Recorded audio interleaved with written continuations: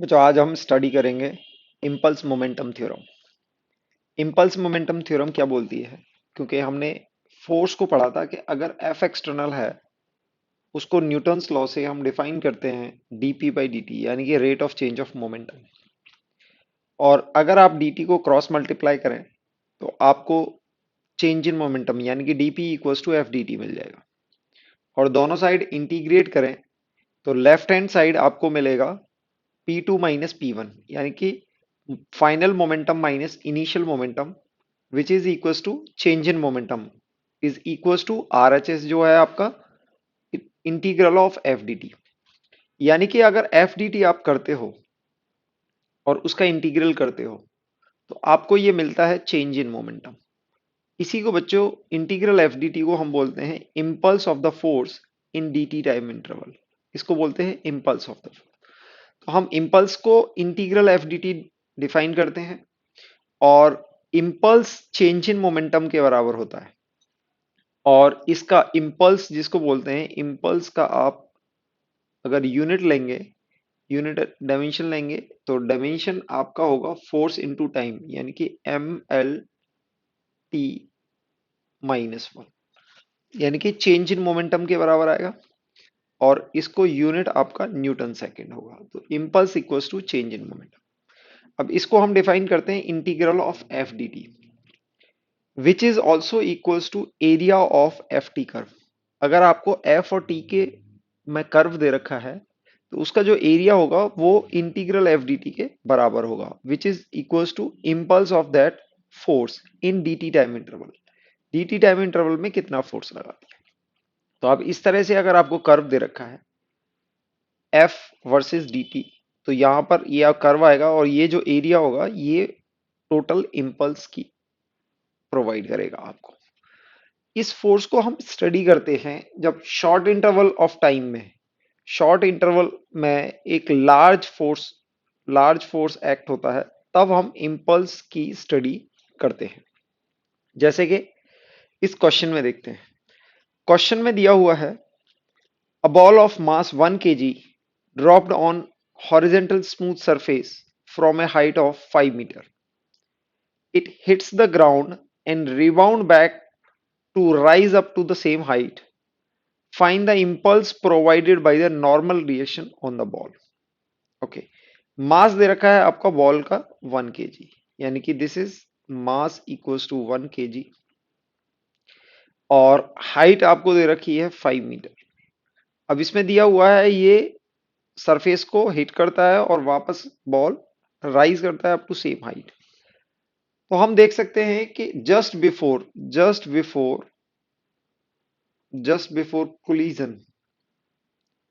Collision से पहले उसकी स्पीड क्या होगी। तो यहां पर हम वेलोसिटी को निकाल सकते हैं बच्चों। एच हाइट नीचे अगर कोई भी आती है तो उसकी वेलोसिटी होती है रूट टू जी एच। इसको हम कर सकते हैं रूट इंटू जी इंटू एच और ये आप कैलकुलेट करेंगे आपके पास मिल जाएगी 10 मीटर पर second. This is initial velocity. और final velocity it rises up to 5 metre. आप यहां से देख सकते हैं कि ये अगर 5 मीटर राइज कर सकती है तो हम बोल सकते हैं कि V final minus G T. आप इसको इससे भी निकाल सकते हैं। That is V square equals to U square minus two G H. और यहां से भी आप वी स्क्वायर को जीरो लेंगे क्योंकि यहां पर आपकी हाइट पर जीरो हो गई है और यू स्क्वायर की वैल्यू निकालनी है माइनस टू जी एच तो यू स्क्वायर भी टू जी एच आ जाएगी। तो फाइनल वेलोसिटी का मैग्नीट्यूड 10 मीटर पर सेकेंड ही होगा। यानी कि ये 10 मीटर पर सेकेंड से हिट करता है और रिबाउंड होता है फिर अगेन विद 10 मीटर पर सेकेंड यानी कि रिबाउंड वाली स्पीड भी आपकी 10 मीटर पर सेकेंड है।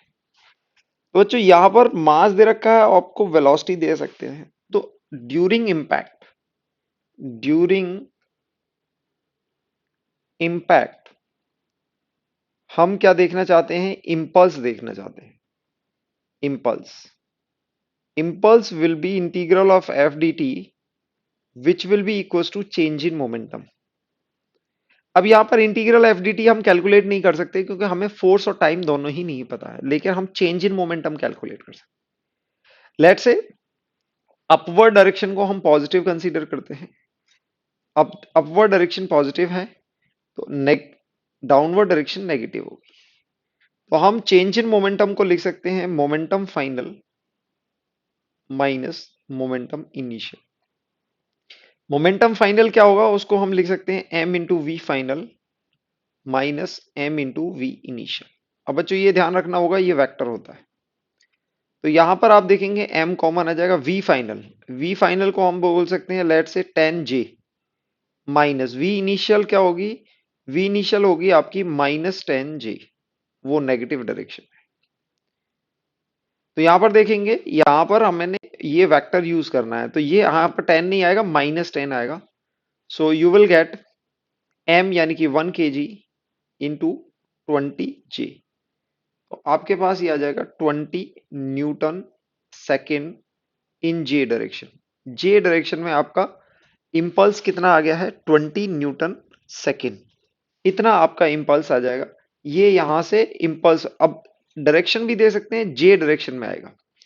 तो यहां पर नॉर्मल रिएक्शन, जैसे ही ये बॉल यहां पर हिट करेगी तो यहां पर नॉर्मल रिएक्शन अपवर्ड डायरेक्शन में होगा। तो जिस डायरेक्शन में फोर्स होता है उसी डायरेक्शन में इंपल्स भी होगा।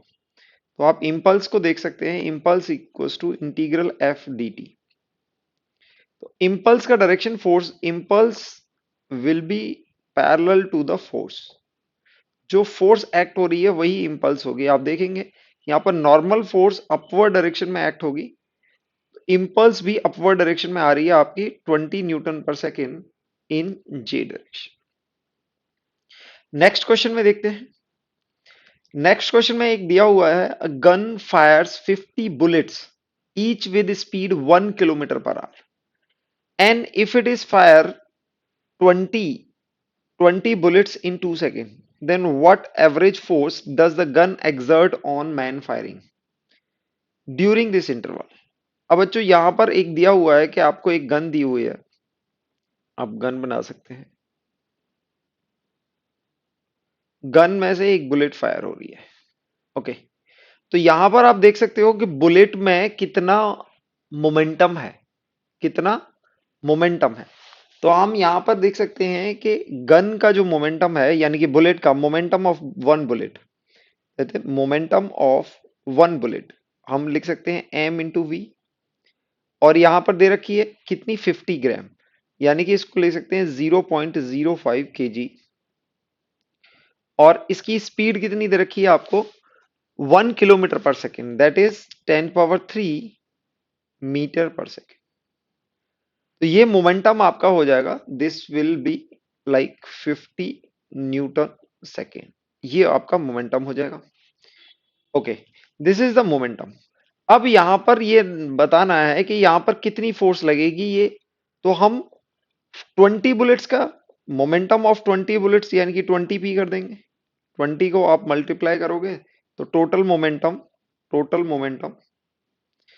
Momentum 20 into momentum of one bullet that is 50। तो ये आपके पास हो जाएगा 1000 न्यूटन सेकेंड। ये आपके पास 20 बुलेट्स का हो जाएगा।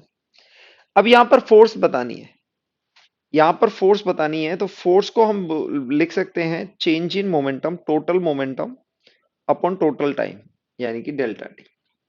तो टोटल मोमेंटम कितना आया है आपका, 1000 न्यूटन सेकेंड, और इसको टाइम से डिवाइड करेंगे, 2 सेकेंड है, तो ये आपके पास आ जाएगा, दिस इज 2 सेकेंड, ये आपको 500 न्यूटन, ये फोर्स आ जाएगी।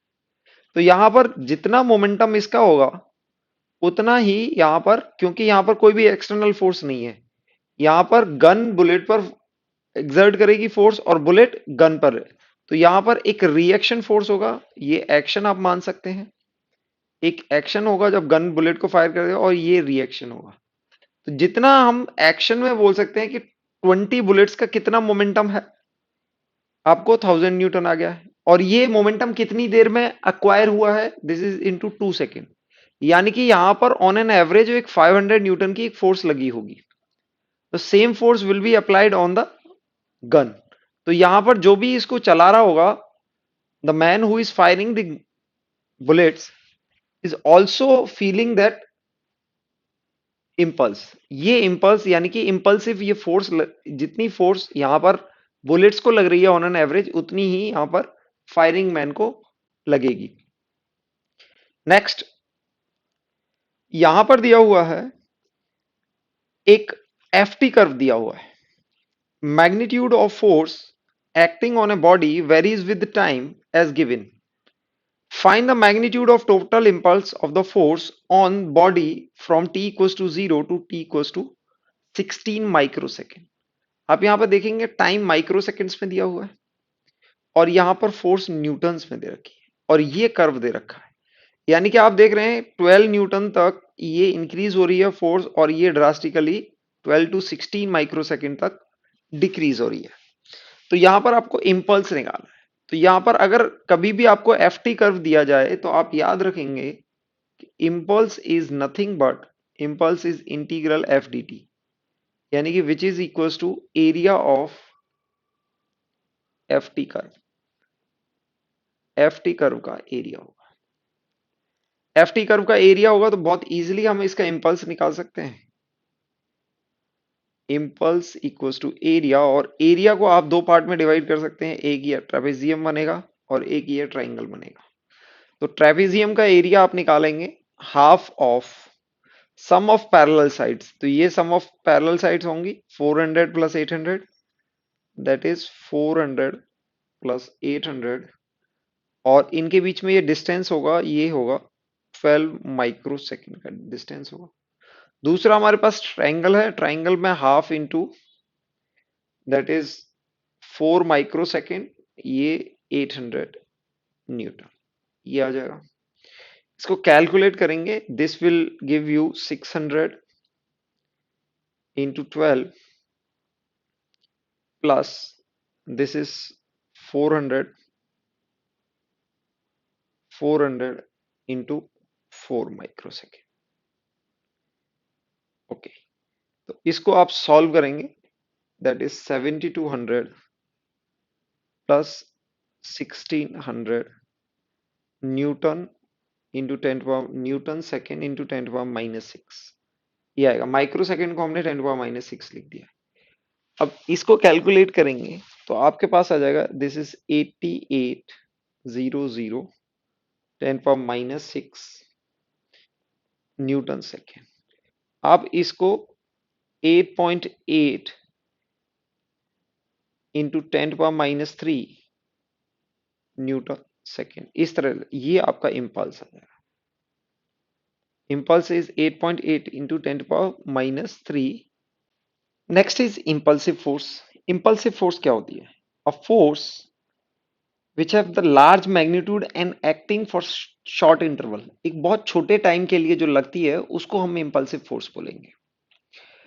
यूजुअली कोलिजन में जो फोर्सेस होती हैं वो इंपल्सिव होती हैं, यानी कि बहुत छोटे टाइम तक, यानी कि एक बॉडी दूसरी बॉडी से कोलाइड करती है तो ये जो नॉर्मल रिएक्शन लगता है, ये इसका मैग्नीट्यूड बहुत ज्यादा बड़ा होता है लेकिन इंटरवल बहुत शॉर्ट होता है, तो इसको हम इंपल्सिव फोर्स बोलते हैं। Gravitational and spring force do not change instantly, ये एकदम से अब्रप्टली चेंज नहीं होती हैं, इसलिए इनको नॉन इंपल्सिव बोला जाता है। इसको याद रखेंगे, कौन सी फोर्स है? स्प्रिंग फोर्स और ग्रेविटेशनल फोर्स, ये दोनों इंपल्सिव नहीं होती है। नॉर्मल, टेंशन और फ्रिक्शन, ये सिचुएशन पर डिपेंड करेंगी कि किस सिचुएशन में ये इंपल्सिव है, किसी सिचुएशन में non impulsive, but they can be impulsive, ये इंपल्सिव हो सकती है। Impulsive force can be balanced by other impulsive force only, यानी कि अगर एक इंपल्सिव फोर्स को बैलेंस करना है तो दूसरी भी इंपल्सिव फोर्स ही उसको बैलेंस कर सकती है। अब यहां पर देखते हैं कि जैसे लेट से एक यहां पर पार्टिकल दूसरे पार्टिकल्स को ऐसे कोलाइड करता है, like this is coming with v velocity and it collide with another particle. तो यहां पर आप देखेंगे कि एक इन दोनों के बीच में नॉर्मल रिएक्शन रहेगा, एक्शन रिएक्शन, इसको हम n1 बोल सकते हैं, और एक नॉर्मल ड्यू टू ग्राउंड रहेगा। तो इस केस में क्योंकि ये v वेलोसिटी से टकराएगा तो ये कोलिजन होगा, कोलिजन में आप देखेंगे ये भी इंपल्सिव होगा और ये भी इंपल्सिव होगा, ये दोनों ही कोलिजन के डायरेक्शन में है, तो दोनों ही n1 n2 इंपल्सिव फोर्स होंगे, एब्रप्टली चेंज हो जाएंगे ड्यूरिंग कोलिजन। लेट से आपके पास एक ब्लॉक है और यहां पर एक पार्टिकल v वेलोसिटी से किसी एंगल पर इसको कोलाइड करता है, यानी कि it is not coming vertical, ये किसी एंगल पर आता है। तो आप देखेंगे कि यहां पर आपके कोलिजन का इंपैक्ट यानी कि दो डायरेक्शन में होगा, एक तो हॉरिजेंटल और एक वर्टिकल। तो आप देखो कि वर्टिकल की वजह से आपका नॉर्मल रिएक्शन इंपल्सिव हो जाएगा, वर्टिकल की वजह से नॉर्मल रिएक्शन इंपल्सिव हो जाएगा। और क्योंकि फ्रिक्शन को हम क्या बोलते हैं, फ्रिक्शन इज म्यू एन, तो यहां पर एक हॉरिजेंटल भी इंपल्स लग रहा है, हॉरिजेंटल इंपल्स लग रहा है, तो आपकी फ्रिक्शन हमें पता है म्यू इंटू एन होती है, अगर एन इंपल्सिव हो जाएगा तो फ्रिक्शन भी इंपल्सिव हो सकता है। और इस केस में होएगा क्योंकि यहां पर आप देखेंगे हॉरिजेंटल डायरेक्शन में एक इंपल्सिव फोर्स है, तो उसको बैलेंस करने के लिए फ्रिक्शन भी एक इंपल्सिव फोर्स के फॉर्म में जनरेट होगा। नेक्स्ट, लेट्स से यहां पर दो ब्लॉक आपको दिए हुए हैं, स्मॉल एम कैपिटल एम, और एक पार्टिकल ऐसे कोलाइड करता है इससे। तो इस केस में आप देखेंगे, इस केस में यहां पर एक इंपल्सिव फोर्स लगेगा, ये जो नॉर्मल रिएक्शन होगा वो इस डायरेक्शन में एक इंपल्सिव फोर्स लगाएगा, दिस इज इंपल्सिव, इन दोनों के बीच में इंपल्स। तो यहां पर देखेंगे they are attached with tension, तो इस केस में टेंशन भी इंपल्सिव फोर्स हो जाएगा क्योंकि इट कैन चेंज एब्रप्ट। तो नॉर्मल फ्रिक्शन और tension it depends on the situation, they can become impulsive force. For example यहां पर एक क्वेश्चन कंसीडर करते हैं। क्वेश्चन में दिया हुआ है a ball of 100 gram moving at a speed of 10 metre पर second collides with a block of mass 3 kg as shown in the figure. A ball rebounds with the same speed, then find the speed of both block after collision. क्या दिया हुआ है, बहुत अच्छा question है, इसको ध्यान से दें। देखें कि आपको यहां पर दिया हुआ है कि एक बॉल कोलाइड कर रही है यहां पर मास, इसको हम नाम दे देते हैं, let say this is particle A and this is particle B. Ball is colliding with particle B with the speed of 10 metre पर सेकेंड, और बॉल का मास क्या है, mass of the ball is 100 gram, यानी कि 0.1 kg ये होगा। और कोलिजन के बाद जब रिबाउंड हो रहा है, आप इसको देख सकते हैं, ये रिबाउंड कितने से हो रहा है, 10 मीटर पर सेकेंड से। ओके, तो हम बोलेंगे कि यहां पर एक नॉर्मल रिएक्शन रहेगा दोनों के बीच में। तो नॉर्मल इन दोनों के बीच में, normal between block and ball कैसा होगा, इंपल्सिव होगा। ओके, तो यहां पर जितना अब impulse equal both both block and ball, अब ये नॉर्मल रिएक्शन आप देख सकते हैं ये दोनों पर लग रहा है। अगर ये शॉर्ट इंटरवल में लगा है तो ये भी इंटरवल में है, तो जितना इंपल्स ब्लॉक बॉल को फील होगा उतना ही इंपल्स इस ब्लॉक को भी फील होगा। तो आप ये बोल सकते हो both block and ball will experience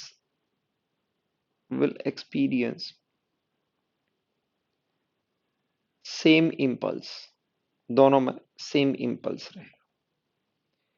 तो यहां पर इंपल्स ऑन बॉल हम निकाल सकते हैं, इंपल्स ऑन बॉल हम निकाल सकते हैं m into V final minus V initial, यानी कि change in momentum. V final को आप लिख सकते हो दैट इज m इंटू 10, और इनिशियल वाली को इसको आप ले सकते हैं m, वी फाइनल को आप लिख सकते हो 10i -10i, क्योंकि वो टुवर्ड्स लेफ्ट रहेगा, और वी इनिशियल क्या होगा आपका माइनस टाइम्स वी इनिशियल, और ये हो जाएगा 10i।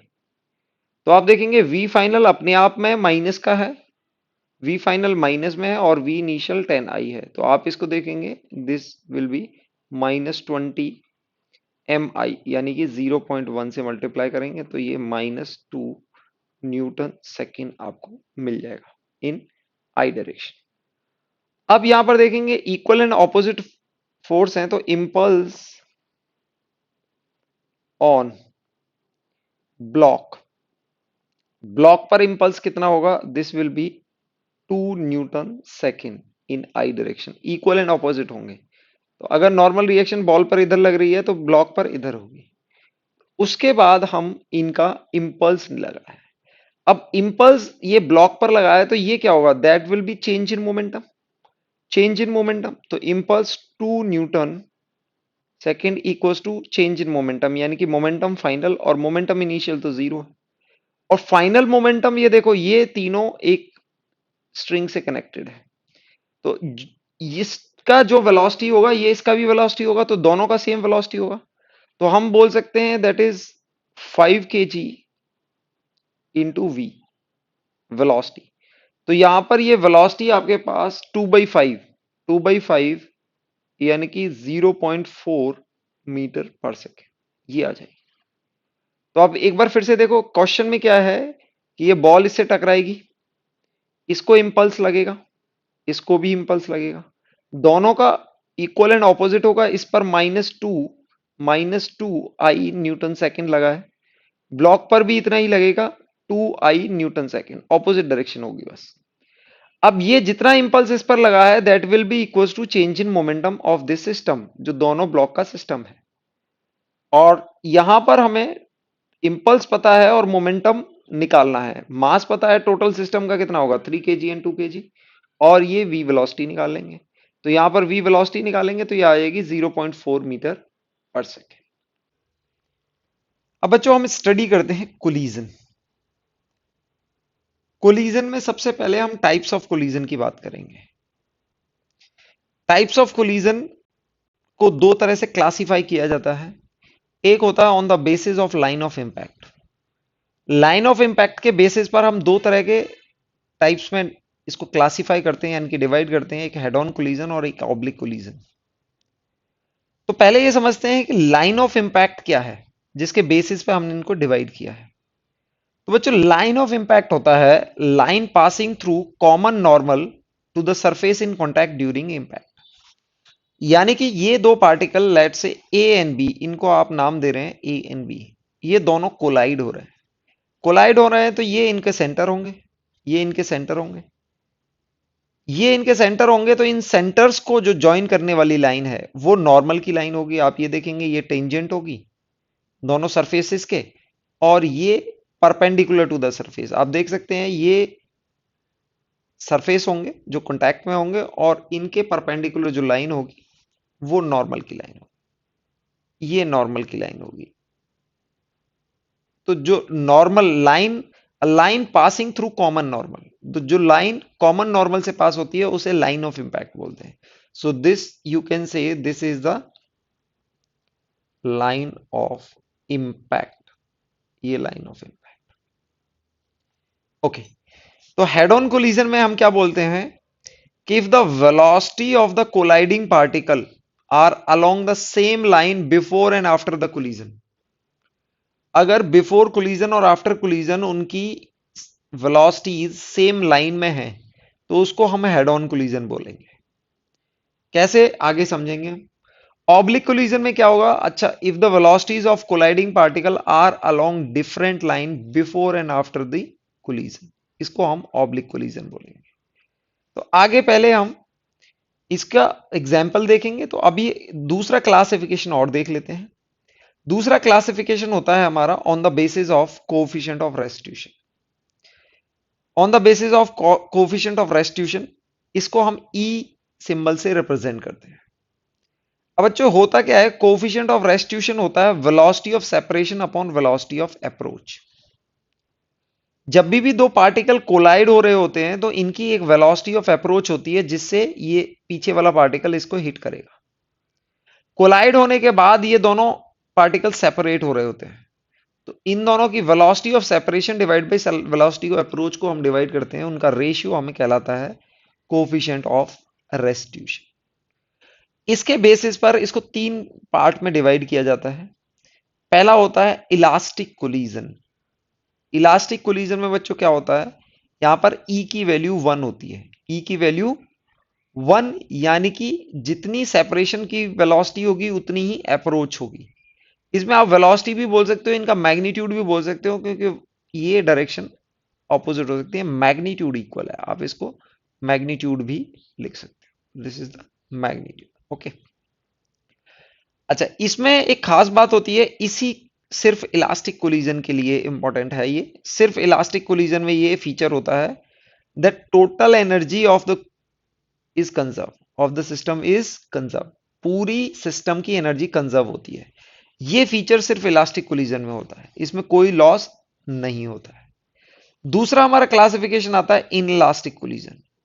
इन इलास्टिक कोलिजन में हमारा जो ई है वो 0 to 1 के बीच में होता है, इट इज बिटवीन 0 to 1 के बीच में, इसको बोलते हैं इन इलास्टिक। यहां पर आप देख सकते हैं वेलोसिटी ऑफ सेपरेशन कम होगी और वेलोसिटी ऑफ अप्रोच ज्यादा होगी, ई से आप निकाल सकते हैं।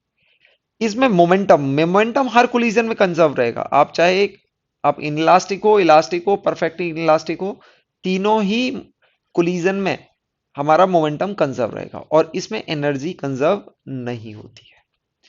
परफेक्टली इनइलास्टिक में क्या होता है बच्चों, परफेक्टली इनइलास्टिक में हमारी ई जीरो होती है। ई आपको पता है कि velocity of separation, separation upon velocity of approach. तो अब ये जीरो है तो आपका न्यूमरेटर जीरो होगा, यानी कि वेलोसिटी ऑफ सेपरेशन जीरो होती है। और यहां पर colliding particle, velocity of separation zero होगी तो दोनों कोलाइडिंग पार्टिकल एक साथ मूव करने लग जाएंगे, यानी कि कोलिजन के बाद इनमें कोई भी रिलेटिव वेलोसिटी नहीं है, इनकी रिलेटिव वेलोसिटी जीरो है, तो दोनों एक साथ मूव कर रहे हो और इसमें लॉस मैक्सिमम होता है। और फोर्थ आप लिख सकते हो momentum is conserve, momentum is conserve. Momentum तीनों ही टाइप के कोलिजन में कंजर्व होता है। तो सबसे पहले हम हेड ऑन कोलिजन की बात करते हैं। हेड ऑन कोलिजन में क्या होता है कि लेट से ये पार्टिकल 1 है, इसको हम ए नाम दे देते हैं, let say this is particle 1 and this is particle 2, it is moving with let say some u1 velocity और ये u2 वेलोसिटी से कर रहा है। अब ये कंडीशन हम बोल रहे हैं बिफोर कोलिजन की, ये कब की है, बिफोर कोलिजन। ओके, अब यहां पर हम ये राइट साइड में हम आफ्टर कोलिजन की, आफ्टर कोलिजन कंडीशन बनाए। कोलिजन के बाद क्या होगा बच्चों, ये कुछ v1 वेलोसिटी से मूव कर रहा है और ये v2 वेलोसिटी से, इसका मास हम m1 और इसका मास m2 ले रहे हैं, यहां पर m1 and this is m2। अब बच्चों हमें पता है कि दे विल कोलाइड। अब इन दोनों पार्टिकल यानी पार्टिकल 1 और पार्टिकल 2 की कंडीशन जो कोलिजन की हो सकती है वो सिर्फ ये हो सकती है कि भाई u1 must be greater than u2।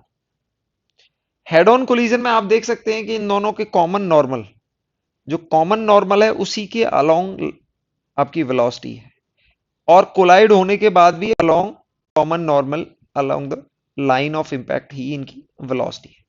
तो बिफोर कोलिजन और after collision they have the velocity in the same line. तो हमने कोलिजन की कंडीशन बनाई u1 is greater than u2, ये क्यों, क्योंकि बच्चों अगर ये ज्यादा स्पीड से नहीं चलेगा तो ये इसको अप्रोच नहीं कर पाएगा, इसको ओवरटेक नहीं कर पाएगा, यानी कि यहां तक रीच नहीं कर पाएगा। अगर if it is moving fast, यानी कि ये 4 मीटर पर सेकंड से जा रहा है और ये 1 मीटर पर सेकंड से जा रहा है, तो ये कभी कोलाइड नहीं होंगे। जब पीछे पीछे वाली कार आगे वाली को तभी हिट करेगी जब पीछे वाली की स्पीड आगे से ज्यादा है, तो आप इसको बोलते हैं हेड ऑन कोलिजन। ओके, तो यहां पर u1 ज्यादा होगा u2 से। तो आप देख सकते हो यहां पर जो बिफोर कोलिजन होता है उसको बोलते हैं velocity of approach, velocity of approach. Velocity of approach यहां पर u1 ज्यादा है तो हम u1 माइनस u2 लिखेंगे, ये इनकी velocity of approach. After collision की बात करें, आफ्टर कोलिजन में ये देखो बच्चों, अगर कोलिजन हो चुका है, कोलिजन के बाद इसने इसको हिट किया है तो इसकी स्पीड ज्यादा हो जाएगी, इसकी स्पीड हिट करने के बाद इसकी स्पीड ज्यादा हो जाएगी, क्योंकि अगर इसकी स्पीड ज्यादा है तो ये सेपरेट ही नहीं होंगे, तो ये स्पीड ज्यादा हो जाएगी, v2 will be greater than v1, ये होगा। और हम बोल सकते हैं यहां पर velocity of separation, velocity of separation, separation की वेलोसिटी आप देख सकते हो ये v2 माइनस v1 होगी। तो यहां पर एक इक्वेशन तो आपकी ई की आनी है, एक इक्वेशन आप हमेशा ई की लिखेंगे, E equals to velocity of separation, velocity of separation upon velocity of approach, velocity of approach.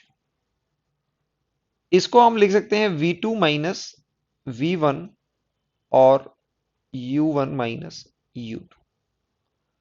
और दूसरी इक्वेशन आपकी मोमेंटम कंजर्वेशन की आएगी। अब ये बच्चों मोमेंटम कंजर्व क्यों हो रहा है, आप देखेंगे ये हमारा सिस्टम है, both particle are the part of our system. तो यहां पर जो नॉर्मल रिएक्शन होगा, जो इंपल्स होगा, इन दोनों में जो इंपल्स होगा वो इंटरनल होगा।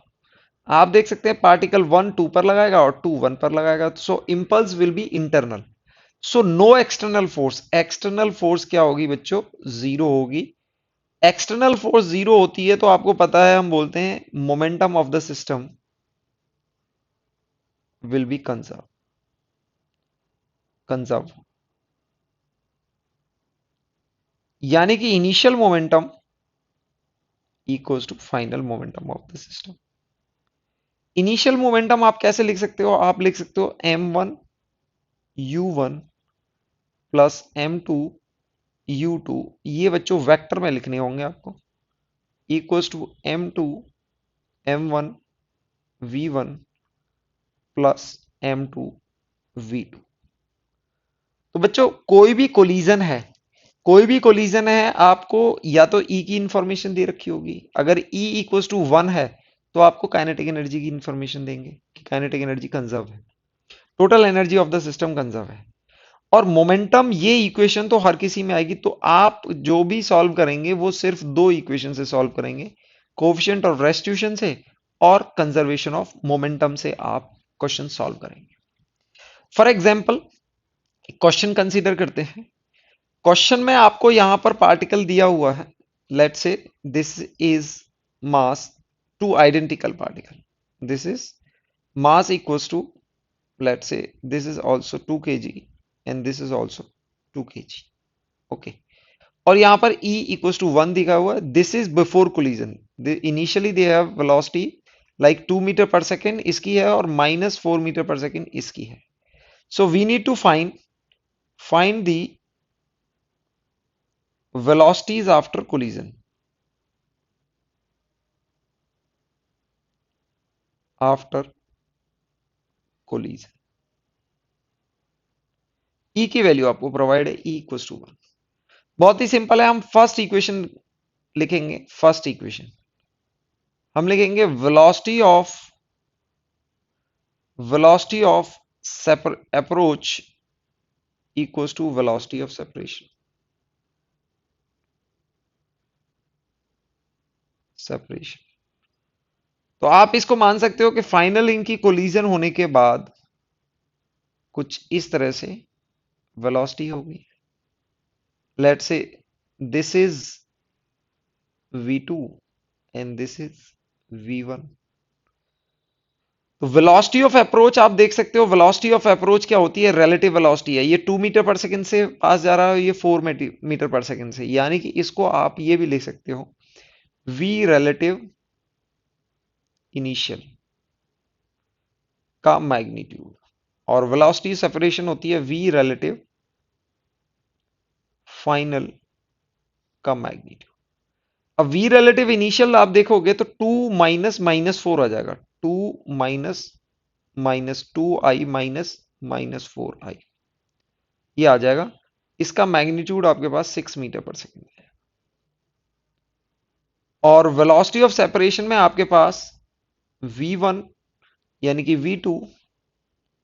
v2 माइनस माइनस v1 आ जाएगा, और ये आपके पास v2 प्लस v1 आ जाएगा, ओके। v2 तो हम बोल सकते हैं कि v2 प्लस v1 एक इक्वेशन आ गई हमारे पास, ये 6 होगा। दूसरी इक्वेशन के लिए हम मोमेंटम कंजर्व करेंगे। मोमेंटम आप देखोगे, इस पार्टिकल का मोमेंटम वेलोसिटी की डायरेक्शन में होगा, इस पार्टिकल का मोमेंटम नेगेटिव वेलोसिटी की डायरेक्शन में होगा।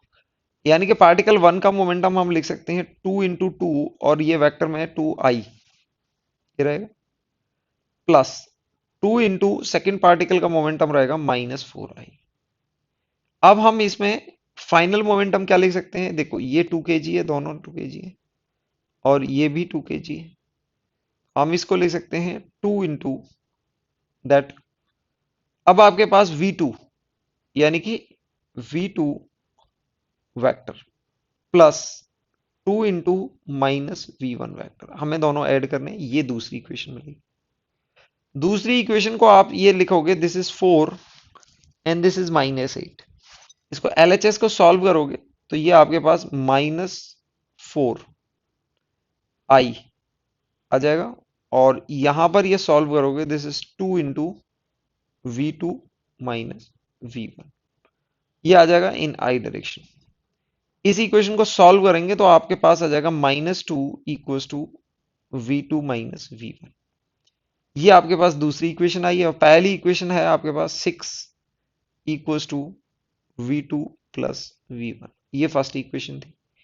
इन दोनों को ऐड करोगे, इन दोनों को ऐड करोगे तो बच्चों आपके पास 2v2 आ जाएगा, दिस इज 2v2, और ऐड करने के बाद ये आपको आ जाएगा 4। तो यहां से आप v2 की वेलोसिटी निकालोगे, v2 विल बी 2 मीटर/सेकेंड, और v2 की वैल्यू जैसे ही 2 रखोगे यहां पर आपको v1 आ जाएगा, v1 विल बी 4 मीटर/सेकेंड। यानी कि आपके पास, आप इसको देखेंगे, ये वेलोसिटी 4 मीटर/सेकेंड आ गई है।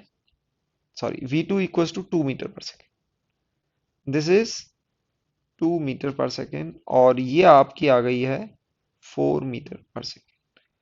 तो यानी कि जो 4 मीटर/सेकेंड से मूव कर रहा था इनिशियली, वो बाद में 2 मीटर/सेकेंड से मूव कर रहा है, और जो 2 मीटर/सेकेंड से मूव कर रहा था वो बाद में 4 मीटर/सेकेंड से मूव कर रहा है। तो बच्चों ये कंडीशन तभी आई है जब दोनों का मास है। तो आप अदरवाइज इसमें देखेंगे दोनों की वेलोसिटी इंटरचेंज हो गई है। इसकी वेलोसिटी -4 थी तो ये इसकी हो गई है, और इसकी +2 थी वो इसकी हो गई है। तो यहां पर वेलोसिटी इंटरचेंज हो गई है। यहां पर आप कमेंट कर सकते हो, ये सिर्फ इसी में होता है, when m1 = m2 and e = 1। तो इस केस में क्या होता है, वेलोसिटीज गेट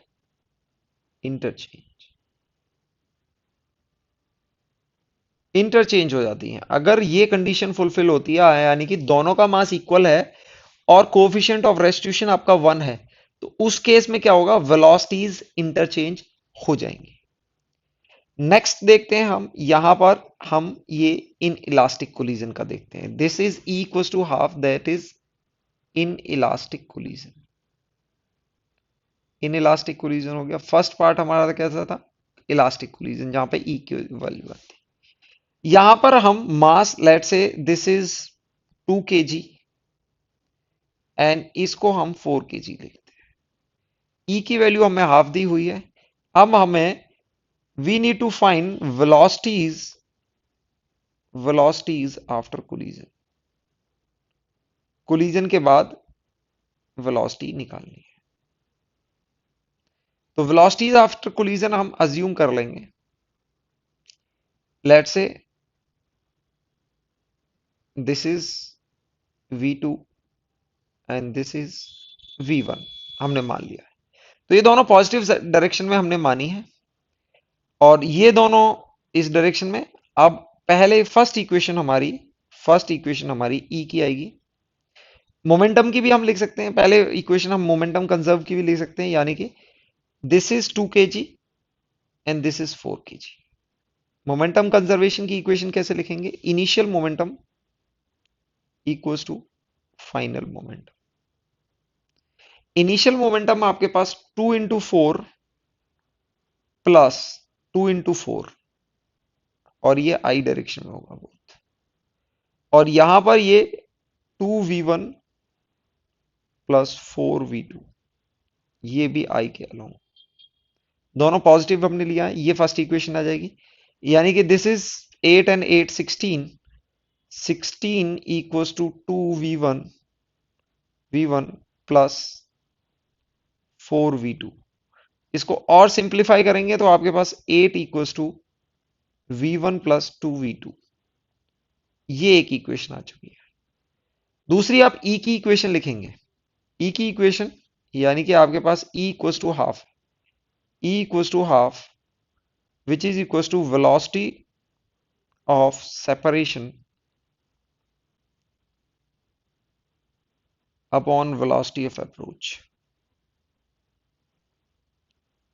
तो यहां पर वेलोसिटी ऑफ सेपरेशन क्या होगी, देखो फाइनल वेलोसिटी इसकी v2 है और इसकी v1 है। अब मैंने बताया था कोलिजन के बाद इसकी वेलोसिटी हमेशा ज्यादा होती है, तो आप इसको ज्यादा रखेंगे तो v2 माइनस v1, तो वेलोसिटी ऑफ अप्रोच होगी v2 माइनस v1। और वेलोसिटी ऑफ अप्रोच, ये वेलोसिटी ऑफ सेपरेशन हो गई, और वेलोसिटी ऑफ अप्रोच आप देख सकते हो ये 2 से जा रहा है, ये 4 से जा रहा है, तो ये वेलोसिटी ज्यादा है, तो this is 4 minus 2 is velocity of approach. तो this is 4 minus 2 which will be equals to v2 minus v1 over 2। और यहां से सॉल्व करेंगे तो आपको ये मिल जाएगा 1 equals to v2 minus v1, और 8 इक्वल्स टू आपके पास v1 प्लस 2v2। ये इक्वेशन आ गई है। तो एक इक्वेशन दूसरी इक्वेशन यहां से आई है, दोनों इक्वेशन को सॉल्व करोगे तो दोनों को ऐड करोगे तो v1 कैंसिल हो जाएगा, तो दोनों को ऐड करोगे तो 9 इक्वल्स टू 3v2 आएगा। तो यानी कि v2 की वैल्यू आपको 3 मीटर पर सेकेंड मिल जाएगी। v2 अगर आपके पास 3 मीटर पर सेकेंड आया है तो v1 की वैल्यू आप इजीली निकाल सकते हो। दिस विल बी लाइक, ये आपकी 3 मीटर पर सेकेंड है तो ये 2 मीटर पर सेकेंड होगी, तो ये होगी 2 मीटर पर सेकेंड। तो आपके पास v2 आ गया 3 मीटर पर सेकेंड और v1 आ गया 2 मीटर पर सेकेंड। और आप यहां से वेरीफाई भी कर सकते हैं कि v2 v1 से ज्यादा आ रहा है। तो आपने करना क्या है, एक तो आपने मोमेंटम की इक्वेशन लिखनी है और एक कोफिशिएंट ऑफ रेस्टिट्यूशन की इक्वेशन लिखनी है। तो आपको जो इंफॉर्मेशन गिवन होगी वो ई की इंफॉर्मेशन गिवन होगी, और इनिशियल वेलोसिटीज और मास गिवन होंगे। तो इस तरह से आप दो इक्वेशन, दो वेरिएबल से आप इजिली इसको सॉल्व कर सकते हैं। नेक्स्ट हम देखते हैं in elastic collision. Late say this is again 2 kg and this is again 4 kg। आप मास किसी भी कॉम्बिनेशन में ले सकते हैं। E इक्वल्स टू 0, तो ये परफेक्टली इन इलास्टिक कोलिजन हो जाएगा। तो perfectly in elastic collision relatively easy होता है हम डील करने के लिए। तो यहां पर वेलोसिटी ऑफ सेपरेशन 0 हो जाती है। तो पहली इक्वेशन वेलोसिटी ऑफ सेपरेशन 0 हो जाएगी तो दोनों की वेलोसिटी सेम होगी, तो both particle will move together with same speed. तो हम v बोल सकते हैं this is 4 kg and this is 2 kg। तो मोमेंटम कंजर्वेशन से हम क्या करेंगे, मोमेंटम कंजर्व करेंगे। मोमेंटम कंजर्वेशन से देख सकते हैं कि initial momentum equals to that is 4 into 2i plus 4 into 2 again i। तो यानी कि 8 and 8 16 newton second in I direction, ये हो जाएगा आपका इनिशियल मोमेंटम। फाइनल मोमेंटम की अगर बात करेंगे तो टोटल मास हो जाएगा 2 plus 4 N into V along I, ये हो जाएगा। तो यहां से आप सॉल्व करेंगे, you will get 16 equals to 6v। v की वैल्यू 16 बाई 6 यानी कि 8 बाई 3 मीटर पर सेकेंड हो जाएगी। वेलोसिटी क्या आ जाएगी, दोनों की कॉमन वेलोसिटी क्या आ जाएगी, 8 बाई 3 मीटर पर सेकेंड। यहां पर वेलोसिटी ऑफ सेपरेशन 0 होती है, E इक्वल्स टू 0 में हमें सिर्फ एक इक्वेशन से आपका आंसर आ जाता है। नेक्स्ट इसी टाइप का क्वेश्चन, हम प्रीवियस ईयर का क्वेश्चन है, ये 2018 में पूछा है। क्वेश्चन को देखो, a block having mass m collides with a stationary block of mass 4m. The lighter blocks comes to rest after collision when the initial velocity of the lighter block is v. When the coefficient then the coefficient of restitution will be, यानी कि इसमें शायद अगर initial velocity भी आपको ना दी हुई हो तो भी आप इस आंसर को निकाल सकते हैं। कैसे दिया हुआ है? लेट्स से इनिशियल आपका मास m है and it is moving with velocity v, और ये आपका 4m ये रेस्ट पर है। कोलिजन के बाद जो सिनेरियो है, कोलिजन के after collision, this mass is at rest and this mass is moving with, let's say, some v1 velocity. This is 4m and this is m. तो आप मोमेंटम कंजर्व करेंगे तो इनिशियल मोमेंटम होगा m into V plus 4m into zero, क्योंकि rest पर है। Final momentum के equal करेंगे, मोमेंटम फाइनल आपका क्या होएगा, that is m into zero plus 4m into V one. दोनों को इक्वेट करेंगे तो आपको M V equals to 4m v1 आ जाएगा। तो v1 की वैल्यू आप यहां से निकाल सकते हो, v1 इक्वल्स टू v/4। अब e की वैल्यू हमें निकालनी, coefficient of restitution. Velocity of separation आप बोल सकते हो v1 माइनस जीरो, और वेलोसिटी ऑफ अप्रोच बोल सकते हो v माइनस जीरो। तो यानी कि v1 upon v1 over v, and which is equals to v/4 over v। ये आ जाएगा 1/4 यानी कि 0.25। तो कोफिशिएंट रेस्टिट्यूशन आप इस तरह से मोमेंटम और ई की वैल्यू से निकाल सकते हैं। आंसर आ जाएगा आपका बी। अब बच्चों, एक इंपॉर्टेंट चीज कई बार क्वेश्चन में पूछी जाती है, वो होता है loss in energy during collision. तो बच्चों, जब भी आपके दो पार्टिकल हैं, एक का मास m1 है और एक का मास m2 है, okay, let's say this mass is m1 and this mass is m2, and it is moving with, let's say, u1 velocity and this is moving with u2 velocity, and coefficient of restitution आपका e है। तो उस case में आप direct इस फॉर्मूले से loss in energy निकाल सकते हो। लॉस इन एनर्जी क्या रहेगा, दैट इज हाफ, ये आप देख सकते हैं, half m1 m2 upon m1 plus m2, and this is velocity of approach का square into 1 minus E square. क्या रहेगा, that is loss, change in kinetic energy equals to loss in energy.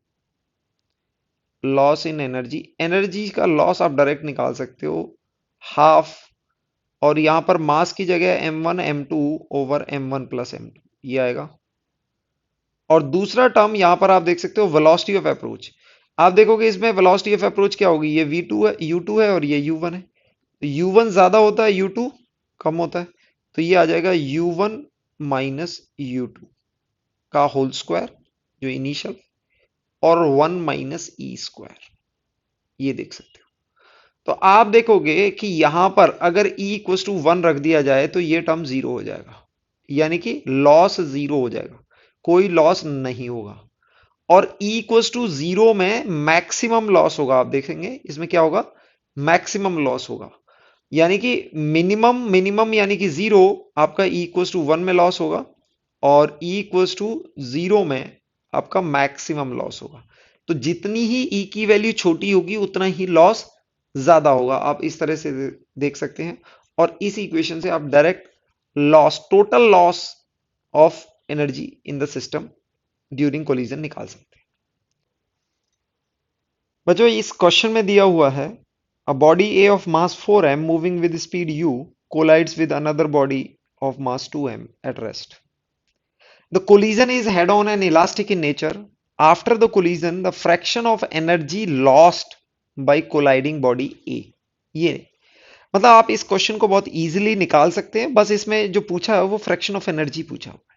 तो इसको कैसे करेंगे, आप पहले एक डायग्राम बना लें, सिंपल सा डायग्राम हम क्या बनाएंगे, ये बॉडी A जो कि जिसका मास है 4m, और ये बॉडी B जिसका मास है 2m, ये 2m मास,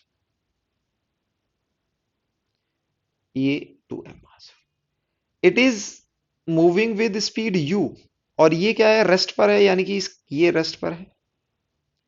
आफ्टर कोलिजन क्या होगा, let's say it is moving with v2 v1 velocity, इसका मास अगेन 4m, और ये पार्टिकल आपका v2 वेलोसिटी से मूव कर रहा है। ये आफ्टर कोलिजन हो गया, दिस इज बिफोर कोलिजन। ये बिफोर कोलिजन है और ये आफ्टर कोलिजन है। तो हम क्या करेंगे, यहां पर E इक्वस टू 1 दे रखा है, तो पहली इक्वेशन E इक्वस टू 1, यानी कि velocity of separation equals to velocity of approach. तो वेलोसिटी ऑफ सेपरेशन कितनी होगी, आप देख सकते हो v2 माइनस वी1 होगी, v2 माइनस वी1 होगी, और velocity of approach u minus zero यानी कि u हो जाएगी, क्योंकि ये अप्रोच कर रहे हैं u से, ये रेस्ट पर है। तो ये एक इक्वेशन आपके पास आ गई। दूसरी इक्वेशन में आप मोमेंटम कंजर्व करेंगे, मोमेंटम कंजर्वेशन। मोमेंटम कंजर्वेशन आप अप्लाई करेंगे यहां पर। मोमेंटम कंजर्वेशन में आप क्या लिखेंगे, initial momentum is 4mu plus zero, final momentum 4mv1 plus इसका मास है 2m mm अगर यहां से कैंसिल कर देते हो तो आपके पास, आप यहां से 2m कॉमन ले लो, तो यहां से आएगा 2u, और यहां से आएगा आपके पास 2v1, और यहां से आपके पास v2 आएगा। ये इक्वेशन दूसरी इक्वेशन होगी। एक इक्वेशन ये थी, एक इक्वेशन ये थी, यानी कि इस पहली इक्वेशन को इसके साथ अगर हम लिख दें तो ये u equals to v2 minus v1, ये इक्वेशन आ जाएगी। अगर आप इक्वेशन सेकंड में से इक्वेशन फर्स्ट को माइनस कर दें, ये फर्स्ट इक्वेशन है, इसमें से माइनस कर दें तो ये आपको u आ जाएगा, और इसको आप देखेंगे दिस इज 2v1 और माइनस माइनस प्लस 3v1 आ जाएगा प्लस जीरो। तो v1 की वैल्यू आपके पास, v1 की वैल्यू आ जाएगी u by 3, that is u by 3। हमें बॉडी ए, इसको नाम दिया हुआ है बॉडी ए और ये बॉडी बी, तो हमें निकालना है इसने कितनी एनर्जी लॉस करी। तो इसकी फाइनल वेलोसिटी आ गई है, तो एनर्जी लॉस हम कैसे निकाल सकते हैं बच्चों, energy, energy lost by body A, body A की एनर्जी लॉस्ट कितनी होगी, initial energy minus final energy. Initial kinetic energy है उसकी half M U square, final होगी half M V one square, और इसको आप फ्रैक्शन निकालना है तो हाफ एम यू स्क्वायर से डिवाइड कर दो, 100 से मल्टीप्लाई कर देंगे तो आपको परसेंटेज आ जाएगा। तो आप देख सकते हो यहां से हाफ एम कॉमन आ जाएगा, यानी कि U square minus V one square by U square, ये आ जाएगा। और इसको आप सॉल्व करोगे, ये यू स्क्वायर है और ये यू स्क्वायर बाई 9 आ जाएगा, क्योंकि ये यू बाई 3 है v1 की वैल्यू, और ये यू स्क्वायर। आप इसको सॉल्व करेंगे, this is 1 minus 1 by 9, 1 minus 1 by 9 over 1, answer आपके पास आ जाएगा 8 बाई 9। तो आप देख सकते हैं 8 बाई 9 पार्ट उसने लॉस किया है, और उसके पास जो रिमेनिंग होगा वो 1/9 होगा। तो यहां पर क्वेश्चन में सिर्फ ये पूछा हुआ है कि कितनी फ्रैक्शन उसने लॉस किया है, तो आपका आंसर हो जाएगा सी, यानी कि 8 by 9 part energy is lost.